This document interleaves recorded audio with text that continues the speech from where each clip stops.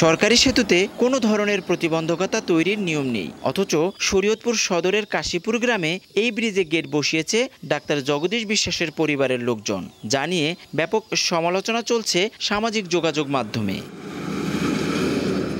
স্থানীয়রা জানান, প্রায় ৩৯ লাখ টাকা ব্যয়ে খালের ওপর সেতু নির্মাণের কাজ শেষ হয় ২০১৭ সালে।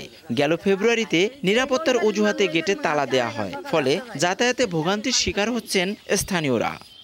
এই খালের ৬টা ব্রিজ আছে, ৬টা ব্রিজের মধ্যে জগদীশবাবুর গাড়ায় বাড়ির সামনে যে ব্রিজ, এই ব্রিজে গেট আছে, আর কোনো ব্রিজে গেট নাই।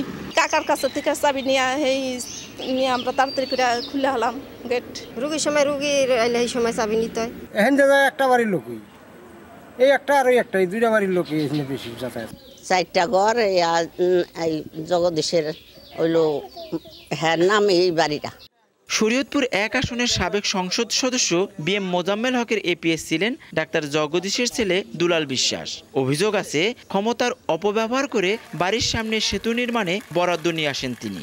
গেট তালা দেওয়ার কারণে প্রতিবেশীদের কোনো সমস্যা হচ্ছে না বলেও দাবি প্রভাবশালীদের। আমাদের বাড়িতে যারা আছে সবাই মিল্লামিশে যা টাকা পয়সা উঠে আমরা এই ব্রিজটা করছি নিজেরা একটু সেফে থাকার লিগে। আমরা সারাদিন খোলা রাখি, 12টা 1টার দিকে আমরা ব্রিজটা আটকাইয়া দিই। একটি বাড়ির জন্য 50 ফুট লম্বা সেতু নির্মাণের খবর ভাইরাল হলে ঘটনাস্থলে ছুটে আসেন উপজেলা নির্বাহী কর্মকর্তা। গেট দ্রুত অপসারণ করা না হলে কঠোর ব্যবস্থা নেওয়ার আশ্বাস তার। 1 সপ্তাহের ভিতরে তারা অপসারণ করবে, এবং আমি বলেছি যে দিনের বেলায় রাত 12টার আগে এটা বন্ধ রাখতে পারবে না, সর্বসাধারণের ব্যবহারের জন্য উন্মুক্ত রাখবে। জেলার চিতুলিয়া ইউনিয়নে সেতুর কাজ বাস্তবায়ন করে ত্রাণ ও দুর্যোগ ব্যবস্থাপনা মন্ত্রণালয়।